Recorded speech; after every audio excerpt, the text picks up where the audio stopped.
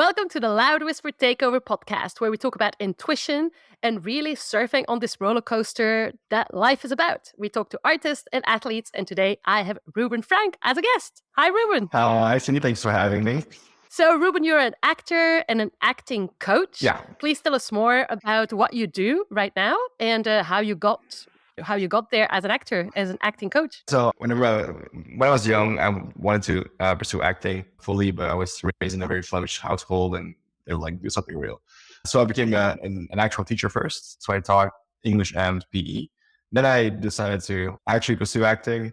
I did commercials and whatnot. Then I started getting more training, not in drama school, but workshops with certified teachers who were literally experts in their field. And then that's how the ball sort of got rolling. And then I got cast in shows and short films and, as I said, commercials. And at some point, I realized that I had a very outspoken opinion about acting, and I wanted to sort of, I wanted to teach that idea that I had about it to other aspiring actors. So that's how I got into the acting coaching, acting teaching business, which is also just a fun way to keep the acting going when you're not having any auditions or bookings, or because you're always just working on the crafts, maybe not yourself, but you're always involved with it. So that's what really draws me to that place. And also I like to help people. I really do love working with people and help people achieve their dreams and goals. But if I can be just a little part of that puzzle, yeah, so rewarding. So, Ruben, you are a Belgian-based actor, but you work internationally. And Right. today we're really going to focus on what it means to build an acting career when we are living in a small country or maybe not the main city, but how we can still navigate the industry and even go internationally, even though we might not be in the hot spot. So how do you navigate that, living in Belgium and still working internationally in the UK and so forth? It's hard in a sense that, like I said, we are a small country. The main bonus, or the main positive or big drawing card that we have is the fact that we are a country that's really in the middle of everything. Purely looking at the map, so center of Europe, there's a lot of co-production coming in from the UK and the US. So there's a lot of opportunity if you speak the languages. And I feel like that's, for many actors I know, the challenge. We have many great actors, but we have a small industry here in Belgium. So if you're not part of the, I don't want to be that guy, but if you're not part of the clique or the little group, it's very hard to get jobs here in Belgium. Whereas with the co-production thing, I feel like internationally you have more of a fair chance. Your agent gets your auditions. But then again, it's pretty difficult because you have to compete against native speaking actors who also have had training. So it's really about, for me, it's about how many languages can you speak really well to the point that it sounds like you're a native, because that's what you're going to be doing. That's how I built my career. I don't like to call it a career because I don't feel like, I don't know, imposter syndrome or whatnot. But that's how I managed it, and that's how I got my agents, because I have very solid mastery of English accents, both American and British. So that's mainly the thing, because it's tough in Belgium. I feel like, especially because it's such a small market. So to me, it was a logical step to go international because of my languages. But if you don't have that, it's hard, for sure. Can you just clarify, is your agent in Belgium Yeah. or is your agent in the UK, or do you have different agents? No, I have one agent. My agent is based in Belgium as well, but he works internationally. And that's just because the industry has evolved, right? It used to be that you had to have an agent in London or LA or wherever. But now with self-tape being the main thing, it doesn't really matter where you are. The agent has to be connected to people in the industry. And I feel like my agent really is. And I've had this discussion with people from Spotlight and whatever, and they all confirm that Alain, my agent, they love him. He is such a hard worker. He really fights for his talents, for his actors, and he does all the right things. So I have a tremendous amount of faith in my agent, and I feel like he does a great job. And yeah, it's international castings. I've got more international castings through him than I've got Dutch or Belgian castings in the last 2 years. So for me, I couldn't care less if he isn't based in the UK or the US. He gets the same calls anyways. So So you're saying that there are two things, especially coming from Belgium, that really defined your success or the possibilities of you opening doors is number one, having a good agent, and number two, speaking the languages. Yeah. How many languages do you speak? Which languages do you speak? And are you a native in those languages, or did you do any sort of accent reduction? So I've worked in 4 languages. Yeah. No. Well, I mean, I count them now. So I've worked in Dutch, English, French, and German. Yeah. So I've worked in 4 languages. I'm fluent in Dutch and English. My French is okay. If I have a script that I can work on it with some accent coaching, I'm really solid. Same with German, but my German is sketchy at best. But I have worked a lot in German actually because I have an ear for accents. I get by. I'm not a native speaker in either of these languages except for Dutch, but I have trained. I did teacher training, right? So, and I studied English there. So we had extensive amount of training there in the British accent. So that's where that came out. My American accent is there because I have an ear for sounds. I have an ear for accents. I grew up playing basketball, and that's a very American sport. So I would always watch YouTube channels, interviews, and basketball games, and everything was American. So that's where that sort of happened. And I'm also this nerd who likes to look up accents and tries to mimic those and get good at them. So in many ways, I was self-taught in terms of how accents work, except for the English, the British one. And now I also teach people how to get there, how to speak in a solid RP British accent or sort of a general American one. But I'm not a native speaker. However, I do fool people every now and then. So I know that one of your recent highlights is that you were casted in a feature film called Yeah. Bonhoeffer, Yeah. which is an international production in the UK. Tell us more. Like, was there any sort of difficulties to overcome to get casted for that? Was it easy? Was it a smooth process? Was it like a roller coaster? Tell us more. That was an interesting process. It was a co-production between Ireland, UK, US, Belgium.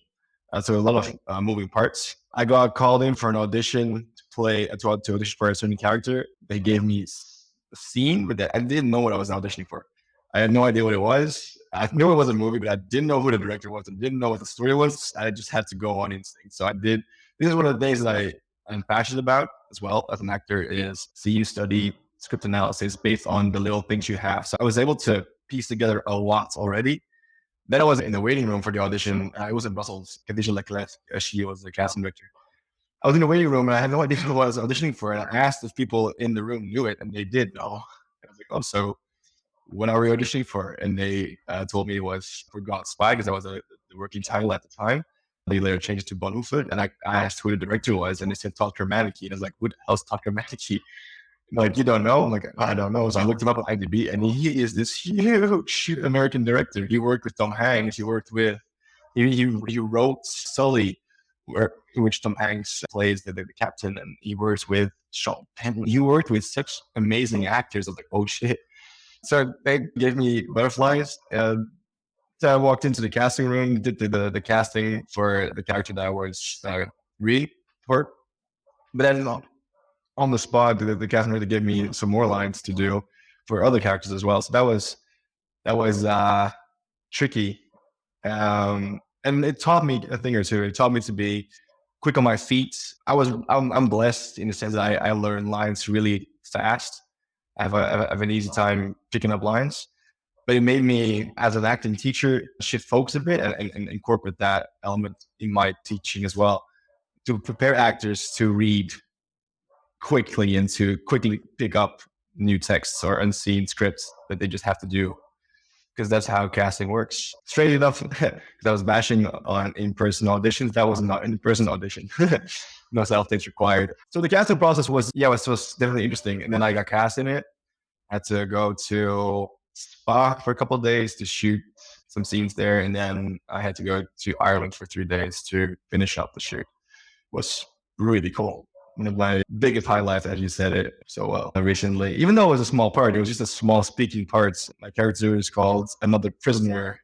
It wasn't that I had a big part in it, but that was definitely cool. I had my own trailer and everything, so it was just out of this world. Wow, that's wild to have your Yeah. own trailer. Yeah. So cool. So a question, because I've had similar experiences as an actress, like doing auditions for roles or bigger roles that I'm used to. And sometimes I had information about who the director was and stuff, and I did research. And I'm like, oh my gosh, Yeah. like Yeah. this is huge.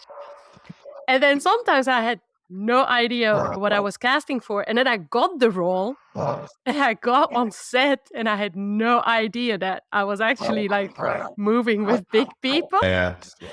So when you were on set for Bonhoeffer, now that you knew that the people that were involved were people with a lot of experience and stuff, did you do your research before, or did you just go on set with a very innocent, open heart and just thinking, I'm going in and I that's it, was I'm going to give me? so ignorant and so innocent because I knew it was Todd Dramatic. That's all I knew. I hadn't seen the call sheet yet either until the last day. But then you're focusing on your scene that you have to shoot and everything. So you get the call sheet, and I just checked where I have to be and who's who. I didn't really look into anything. I didn't really do any research. I didn't really have time for that with travel and everything. But so I was very ignorant, very innocent coming on set, and then I got on set, and yeah, it blew me away because you had producers there wearing Marvel and DC hats. They were on those projects. You had a DOP, John Mathieson, who had filmed Phantom of the Opera, Gladiator. He was a goddamn DOP, and I was like, what? It totally blew me away. And it was also my first time working with Americans on a professional film set, and that was interesting as well because yeah, Americans are very positive people, but to the point that they, as a Belgian, because we were very modest, we don't like to brag. Um, they will tell you how great you are 10 times in a minute.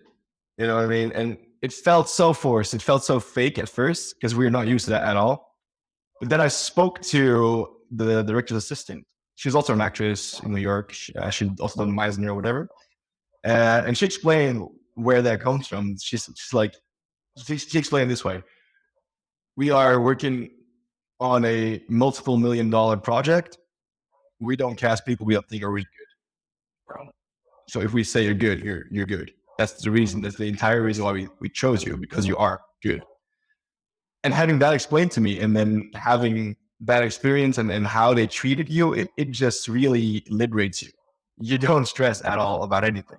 You're not worried about your lines. You're not worried about, am I good enough? Am I, because they give you all that confidence. They give you so much confidence in the world.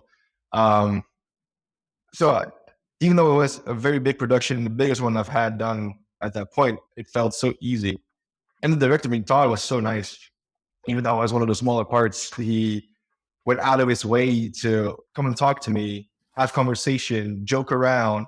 And then when I had to shoot my scene, talk to me about the character and how I saw it, how he wanted to have it. And I just felt so at home. And that's because of the American approach, because of they just load you up with confidence. It's interesting. Yeah, so that was really cool. But no, I was very unaware of who was working on that thing. It was just this roller coaster of, oh, that's a face. Oh, that's a face. Oh, that's a face too. Oh, okay, hello. It was wild. So yeah, that's fun. First thing I want to bounce back on is you said like somebody told you, look, we only cast like good people here. And I think there is a power in receiving a compliment, Yeah. because a lot of people might also brush it off. But actually, the fact that you were open and you were like, yeah, I'm going to receive this so that it fuels me. I think that's really a beautiful thing. And I think as artists, it's important that we do that. Yeah, it's hard to do it though. I'm really bad at that still. I think a lot of that has to do with you're always your own worst critic, and you want to be better, and you always want to be better. So if people tell you that you're good, you tend to not agree with them because it can be better. But it really helps to just accept the compliment as you said it. But a lot of that is our Flemish background as well. We don't typically do that. We want to be modest, and a lot of times when people give you a compliment and you accept a compliment, it might come across as arrogance here in Belgium, and that's something we just don't want to get across. Sort of, it's been a work in progress for sure. The accepted compliments, but yeah, in that moment it really helped. But that's also just the American way of doing it. They'll tell you so many different times, so many different ways that at some point you just can't help but accept it. Like it becomes They just take it out of your hands in many ways because they just keep telling you this. I mean, at some point I was doing something and Todd just came by, he looked at me, the director did, and he was like, "You're a talented cat." And he just walks off. These little things from the director of that film, that's amazing. That just fuels you with confidence. That was really cool. For sure. And I want to go back to obviously getting casted internationally. And obviously sometimes there are like really big people working on that project and we just didn't know them, or they're just not part of our circle, because obviously we might be networked locally or in our country or the neighboring countries and not in other countries. So you go into a casting, you don't know anything about the director, the writer, maybe, the other actors. How are you the best prepared in your opinion? Is it through script analysis, just working with what you have? Is it doing extra research? Like, now that you have that experience, like, what's your take on it? I'm a big text guy. So I like to work off of script analysis a lot. Even if you have just one page of a scene, you can find out so much about what you're doing in that scene. I'll give you an example. I got cast not too long ago in a British TV series called Bookish. Small parts. They didn't really give me any information to go off of at first. The only thing I knew was it's in the 40s, it's in London, and it's a crime thing. That's all I knew. My character's pretty small. I got the lines. It's 3 lines, literally 3 lines. And that was going to be the only scene that I had as well. But with that little scene, I was able to deduce so many things about the show that I was able to put in the audition. And I think that's why I got the part in the end. So I really believe that there's so much on the page. If you're willing to look, you know how to look. In that sense, this reminds me of Edgar Allan Poe, for example, the writer. He was a writer who was big on the idea that every word on the page has to propel the story forward. If it doesn't propel the story forward, doesn't have a place on the page. So in that sense, everything the writer has penned down has meaning. You just have to find it. So that's one thing. But also at the same time, you want to have your own sort of interpretation to it. Because it's one thing to do what the writer and the director expect you to do, but everybody will do that. And the hard part is, how do you stand out? Everybody's given the same given circumstance. Everybody's given the same material. How do you stand out? And that's really the hard part, I feel, about acting. Because acting isn't your job. Your job as an actor isn't to act. Your job as an actor is to audition. And to get good at auditions. And then when you get the job, that's playtime. That's reset at school. You just get to play around in the sandbox. It's really auditioning. So for me, it's text analysis. And when you know who the director is, you can look up some things. But usually you have so little time that I don't really focus too much on that aspect. I try to just work with the scene and the lines and what is the situation that we're having to play. That's what I tend to do. So I'd love to bounce back on that. First of all, I absolutely love what you said. Like, working as an actor is actually auditioning, is getting the job. And then once you got the job, is playtime. And it's so true. That's probably the easiest part, because you can just dive in and you have time to really expand and let your creativity take the lead. I also want to bounce back on the fact that you had 3 lines, because I think that as actors, I think there is a bit of a challenge is that when we go to an acting school or we train in acting, we receive long scenes. Yeah. And so in that scene, there is an arc and your character is changing. And then when you audition, for the first roles you audition, it's small roles and you have literally 2-3 lines. And you're like, how am I going to find an arc in these 2 or 3 lines? What are your tips, your top tips for these, because we're going to do probably 100 auditions before we land like a big role, right? Yeah. Of that type. What are your top tips for actors? You have 2, 3, 4 lines to make the most of it. Yeah, so the co-star roles, as they're called, are the ones that are going to at first be your bread and butter. Sadly, you have to do them. It's the hierarchy of the industry. You just have to work your way up. And sometimes you get lucky. Some people get cast off the street into big roles. That is one in a million. That doesn't happen a lot, sadly. What I would tend to do, or what I always tell people, is find the situation you're in. If you can convincingly do what's on the page, really do what's on the page, in the right setting and circumstance, you will be believable. So that's number one. Find out what you're doing, where you're doing it, why you're doing it as a character. Because to me, a lot of people focus on character way too much. They want to make the character stand out. But in an audition, they only had you receive the audition, let's say 2 days before the deadline. In those 2 days, you also have other things to do. You have work to do. No way that in these 2 days you're gonna find a character. It doesn't happen. Character is born over months. So I always say, don't focus on character. Just make sure you know what you have to do. Do that really. So if you really do something on set or on screen or on whatever, you're believable. So that's number one. Then number two, find the nuances. As I mentioned about the audition that I just did, I read through the lines. I knew sort of the time they were playing in. It was the 40s in London. I had an idea, and I knew that was interesting because in the 40s in London, I can't really say too much about it yet, but in that time in the 40s in London, that was very illegal. And he's working with the cops. So that gave the scene some life, some drama, some dramatic tension because it's illegal and he's working with the cops. Oof. That was my take on it. I found that. And if you have what you're doing and you're making that real, and then you add that top layer of intrigue, that's going to make you stand out, I feel like. You want to have your character feel like you're a real person. That's the idea. Because your character, even though it's only 3 lines and they walk in the scene, they have the moment and they walk out, they've done things before that scene. They're going to do things after that scene. You want to have that idea. You want to have that feeling of, oh, this person has something to do in their day. And they just happen to have a scene with this person now. Awesome. So, yeah. Great advice. Thank you. I tried. I want to go back a little bit in what you said previously about obviously being based in Belgium and being a working actor. You said there are some cliques, and I feel the sense of cliques do exist and are very present in small cities, small countries, where the industry might be smaller.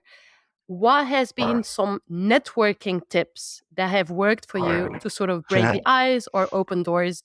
I'm the worst person to ask because I am so bad at networking. It's ludicrous. And people are always surprised because I'm a very sociable guy.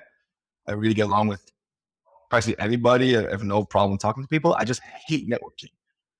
And the reason why is this. Anytime you go to a networking event, I just can't shake the feeling that it's fake. So let's say, for example, we're in a networking event, right? I'm a director, hypothetically. I know that you're an actor. You're going to approach me not because you like me. That might be true. Because you need something out of me.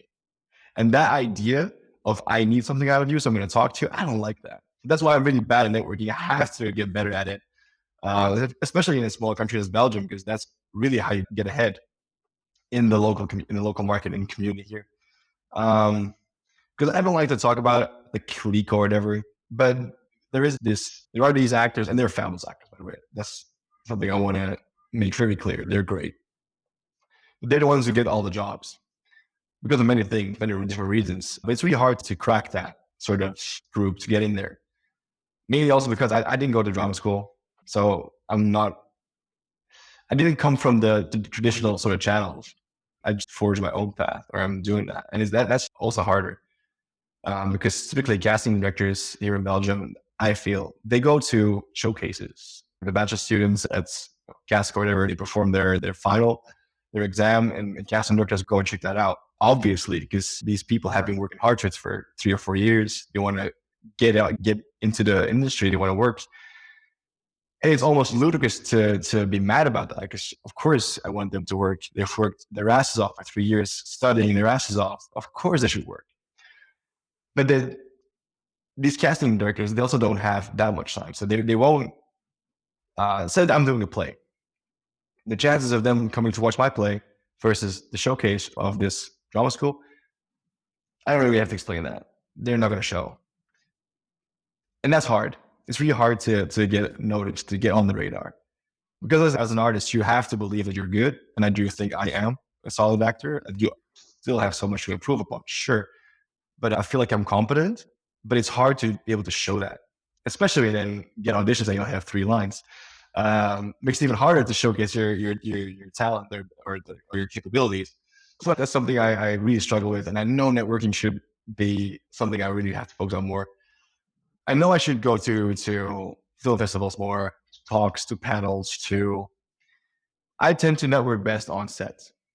When I do have a job or I do get cast on something, I just want to leave a good impression to the people on set, the director, but also most importantly, I feel like the people who are part of the crew in the less glamorous sort of position. So not the director, not the DOP,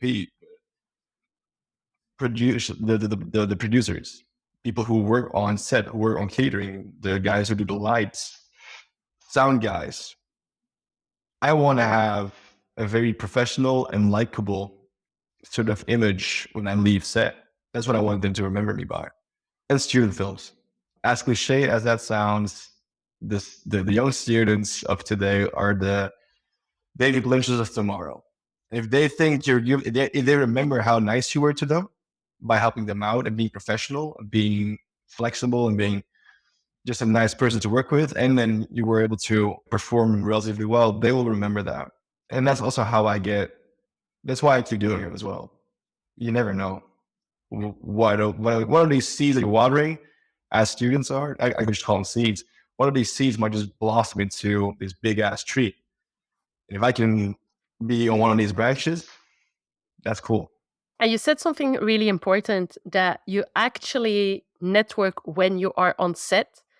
Because I think sometimes we see our networking opportunities only as the festivals we go to, those, those panels, those, what is being advertised as networking. But actually, it's while you're on the job, while you're taking class, like just being in the industry, and then people see you shine. Because at Yeah. the end of the day, here you are expressing your creativity, and that's where you network as well. Yeah, I totally agree. Because as I said, I feel like these network events are fake as hell because everybody's trying to project an image of how they want to be perceived.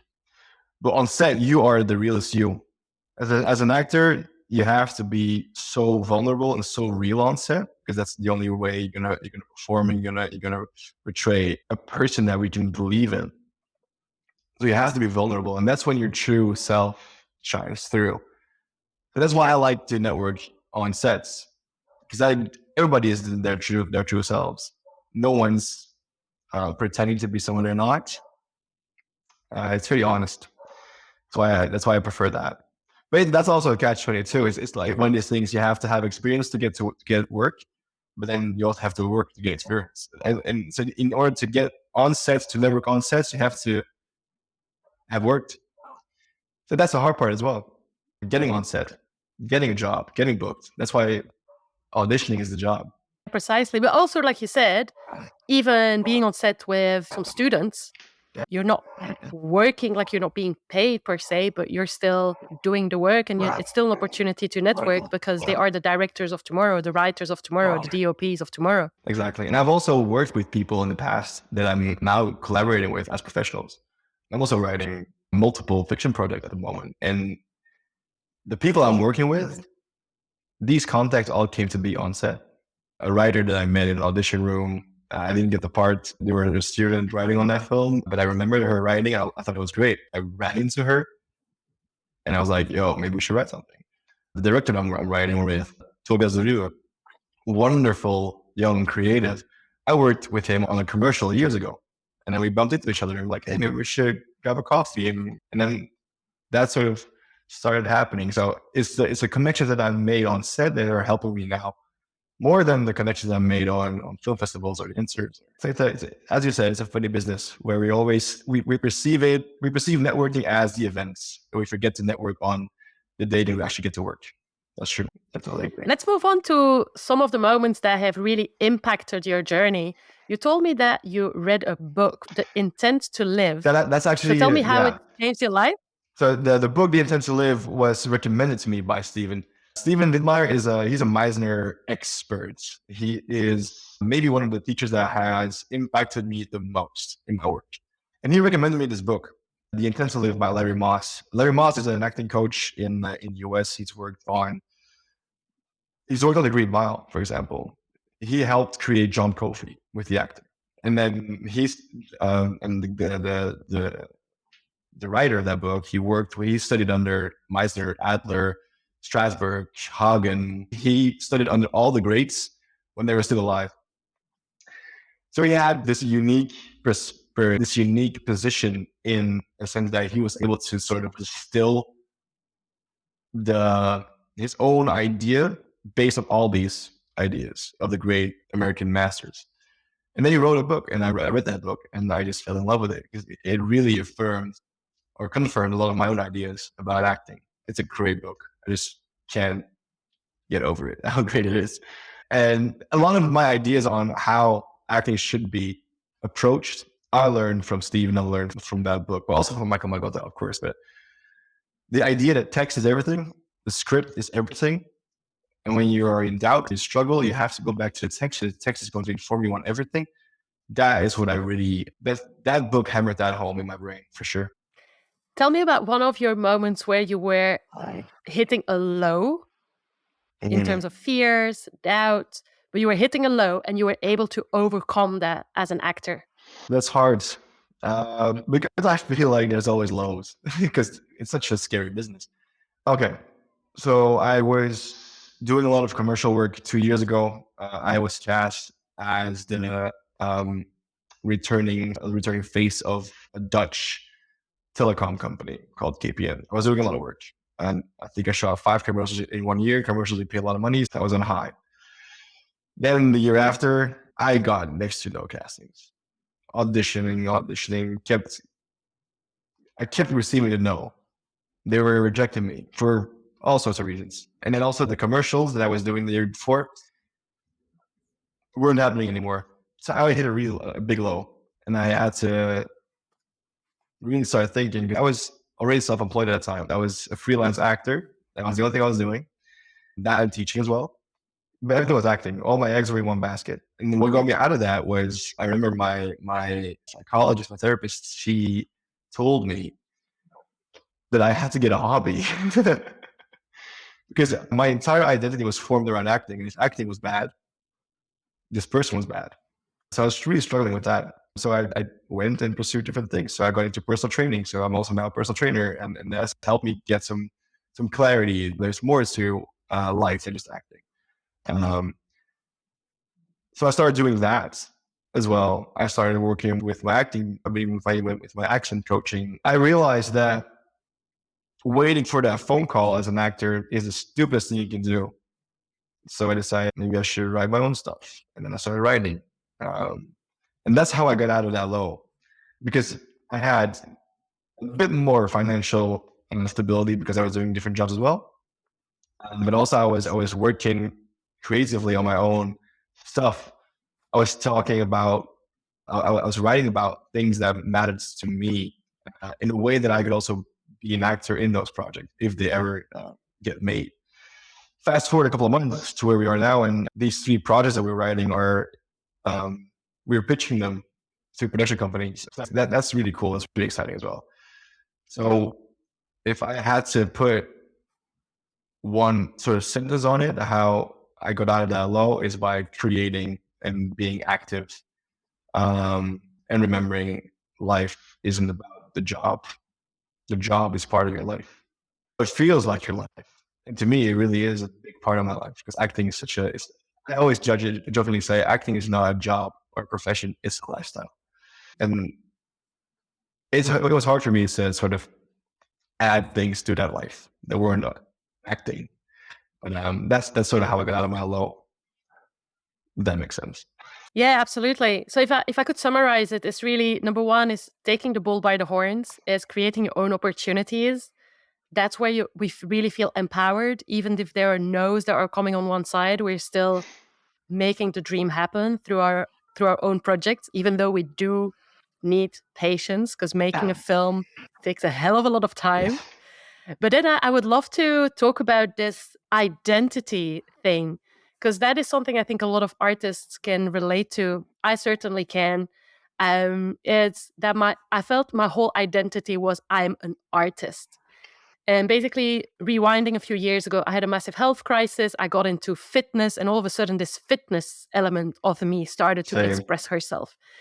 And I had an identity crisis because I didn't want people to perceive me as anything else but an artist. And I had to kind of break free of that and say, you know what? I am an artist, but I'm so much more. And if you cannot, see that my box is getting bigger, you're missing out on life, because I'm not changing box. It's not because all of a sudden I add fitness to my things that I become a fitness instructor. It's like I am an artist and so much more. There you go. But it was a crisis to go through that and accept it. For sure, for sure. I've had a similar phase in life because I always jokingly say, I don't have hobbies, I have obsessions. So if I do something, I become a nut. There's no even ground, there's no middle ground or whatever. It's either do or don't. And if you do it really like batshit crazy, impulsive, like everything has to be dialed in, or I don't do it at all. So I really, really understand what you're saying. And I had the same sort of crisis, but in that sense, it's like you said, you're not changing boxes, you're just building a bigger box. If people don't see that, they should step back a couple of steps to see the bigger picture. Because you can be so many things. And I feel like as an artist, the more you do in life, the more experiences you have, the better your craft is going to be eventually. And for me personally, for example, because I was about identity and casting and stuff, this has something to do with that. I was always considered for the handsome guy roles, especially when I was a little younger and I had a bit more hair. I was always considered for the handsome guy role. And then I also had that identity crisis actually, because at that point, because I was also doing modeling, I felt like I wasn't being seen as an actor. I was being seen as a pretty face. So I had a really big crisis there where I was really rebellious and I would almost try my best to not get cast in those parts, just to make a point. I was going out of my way to get these other sort of roles, which no one was going to give me because I was just starting out. And then I had to learn and accept that this was also part of who I was, and take that and own it, because those are the parts I was going to lose. And that's how I got into fitness as well. I was like, okay, you know what? I'm gonna own this part of me. Okay, I'm a handsome guy. I'm gonna own this. I'm gonna be that, because that's also what I am. I defined by this only? No, I can be so much more. But it's also part of my identity. And then I started getting into fitness because I thought, okay, casting wise, if they're gonna cast me for the handsome guy look, I need to look that part. And so I went into fitness. First, I hated it because I wasn't been a basketball player, and I just as a field sport guy, you just don't like the gym. That's an unwritten rule. Apparently, it is. But then I fell in love with that, and then what do you know? I got obsessed. So, and then that came along. Like, am I an actor or am I a PT? No, fucking, I'm both. So I feel like you don't want to limit yourself. However, because there's also the other side of that coin where I feel like sometimes as creatives, and this is something I struggle with at times as well, because you're so interested in many different things, you tend to lose focus on one thing, because you have all these different things happening, all these little endeavors, and you end up with so many different things happening at the same time that you have to focus on, that you can't really commit to one thing fully. So that's also something that I'm learning. Yes, it's okay to do many different things, but the thing that you feed time and energy is the thing that will grow. So I had to also think, what is my main goal? Is my main goal being a really good PT and an athlete or whatever? Yeah, that's a goal. But what is the main goal? The main goal is still acting. So that's always something you have to remind yourself of. And I'm writing, and I feel like I'm becoming a writer as well. That is something that's happening.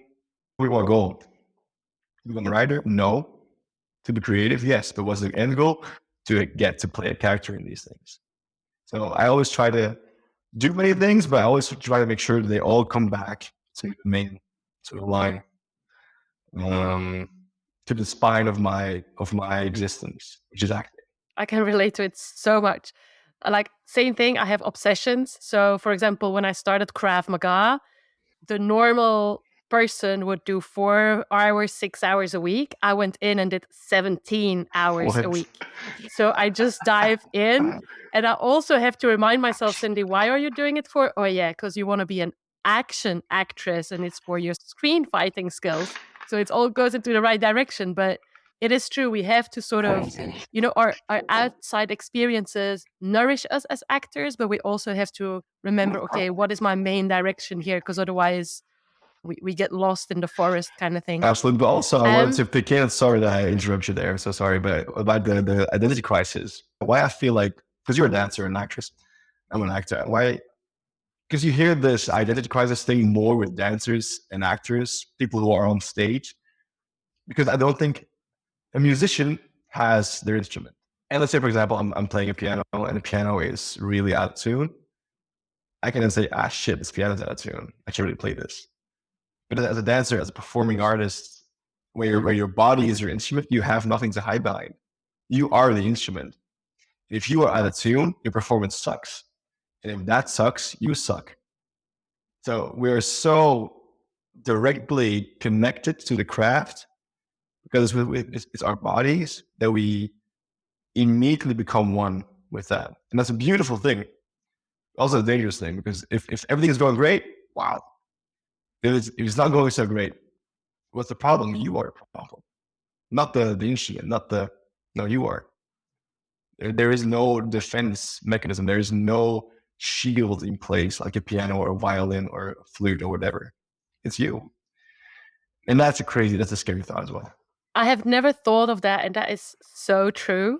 Because, yeah, as a dancer, as an actor, we are the instrument. Yep. We are what is being used for creative expression. So, Ruben, I want to go back to the fact that you are a Meisner teacher. You have also a background as an actor in method acting. But I know you also talked to me about the fact that you have a personal take on the craft of Mhm. acting. Tell us more. I already alluded to it. I feel like there's an over focus on character, especially early on in auditions. I believe truly this is a Meisner principle. The definition of acting, according to Meisner and Stephen Dittmeyer, changed it a little bit. Is acting is really doing under given imaginary circumstances. It's very similar to what Stanislavski said. So the idea that you have to really do in the given imaginary circumstance is going to lead to believable emotions and whatever. That's what I really gel with. Because if you think of it, this is my idea. If you have a script, and you have to play this character or whatever. Let's say I have to play Tom. And Tom says these and these things. Tom does these and these things. And Tom has had that background and has gone through these and these things in his life and X, Y, Z, and all these parameters. If I fully understand that, and if I do my research, if I do my script analysis, and I move in the scenes, in these situations, knowing what I know about Tom, Ruben does not exist anymore in that scenario. Of course, it's going to be there because I'm the instrument. Everything flows through me. But the character is born out of actor and script together in that moment, in that situation. Because I would, as Tom, I'm going to say things that Ruben would never say. I'm going to do things that Ruben would never do. So I feel like everything's on the page, always. You just have to look deeper. One of the things I always ask, because I'm a big nut on script analysis. The main question I always ask is a one-word question: is why? When I teach my students about text analysis, I'm going to ask them why. They give me an answer. I'm going to say why. Another answer. Why? I just keep asking them because they need to have more whys. They need to have more reasons. The more reasons the more you can peel off that. It's like an onion, right? There's so many layers. You have to peel off all the layers to get to the core thing, to get to the core of the scene. And that's what that does. And that's through that work, through the peeling back of all these layers, you find the character automatically. You don't have to do anything. Unless, of course, you have a character which has a very specific physicality to them. Sure, you have to find that.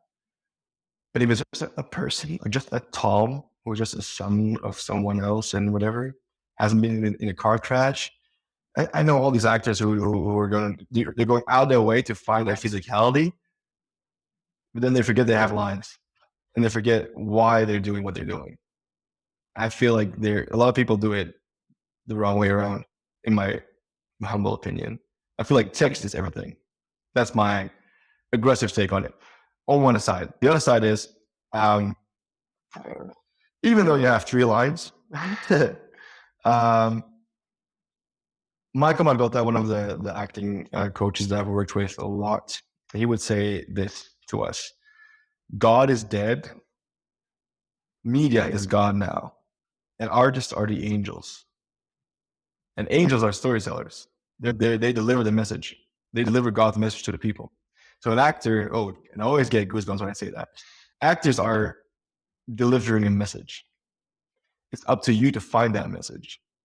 And what is that message? I feel like, and this is why I'm so passionate about it, I feel like stories are there to change people's minds or add to the human experience. I feel like stories should lead to conversation. It's the way we get people to connect, especially nowadays, where if you're not with me, you're against me kind of thing is happening. We've lost nuance, we've lost the middle ground, the gray area. And I feel like that's what your goal should be. Find the deeper meaning in everything you do to spark conversation, spark progressive conversation. I feel like that should be taught more. Because I still feel a lot of people who get into acting want to get famous because they like the idea of being an actor and they like to be on film. And that's a fair reason. I'm not judging anybody. I feel like you can get into acting for whatever reason you want, but the need that you have for telling stories is what's going to keep you in the industry, even when it's going bad, or even when you don't have a job for 2 years. And I feel like it's that idea, that philosophy of telling stories, of delivering messages to people. That's my sort of very dogmatic take on acting. That's my aggressive take on it. I feel like even me, it really hits me like that is, it's the need of telling stories, the need, to add a little bit of transformation into the world, or add to the healthy debates. That's why we're doing it for, and that's what keeps us in the industry, whether we receive no's for many years, whether things are crumbling down or not. So thank you so much for sharing that. Ruben, if people want to work with you as an actor or as a coach, where can they find you on social media? Oh, sure, social media. That's the thing. I quit social media because it was very unhealthy for me. So that's going to be hard. But if they want to work with me as an actor, they can call my agent, Alain Laroutem, the wonderful dear Alain Laroutem, at Lucky Star International Talent Agency. As an acting coach, I work for ACT Academy. We work in the weekends to provide services for anybody who isn't in a position to go to drama school. It's a camera-based school. So if you want to work with me in that capacity, that's where you can find me. Then you can find me on Facebook at Ruben Francq, and you can always shoot me a message there. Thank you so much, Ruben, for this super powerful chat. Thank you. Thank you for listening to the Loud Whisper Takeover podcast, and we'll see you in the next episode.